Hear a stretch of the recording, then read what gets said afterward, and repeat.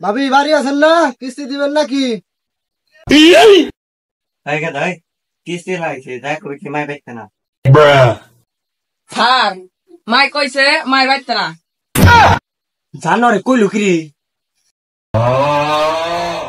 আইজলামি বাদ দিয়ে ভাবি কিস্তি দেন। না স্যার গেদার বাপে তো বাইতে না এই কথা কবে স্যার গেদা আমার কথা কইছে। কিস্তি উঠিয়ে আইনে খাইছা ভাল লাগছে, আর কিস্তি দিবার গেলে বেচুত নাকি? আমাকে গেদার বাপে তো টে দেয়া জানাই কে পরে সপ্তাহে হেন কেবল লাগাতার বাপের ভিতরে দেখলাম। আমার তো বুঝা গেল।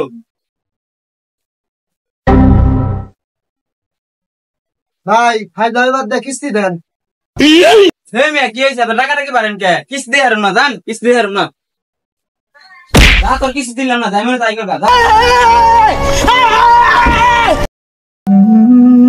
তো বন্ধুরা কিস্তি স্যারকে কখনো অপমান করবেন না। কিস্তি স্যারও একজন মানুষ। মনে রাখবেন বন্ধুরা, আপনি কিস্তি উঠিয়েছেন বলেই কিস্তি স্যার আপনার বাসায় আসে। আর বন্ধুরা বিনা কারণে কিস্তি উঠানো থেকে বিরত থাকুন। মনে রাখবেন বন্ধুরা, সুদ দেওয়া একবার নেওয়া হারাম। ভালো থাকবেন বন্ধুরা।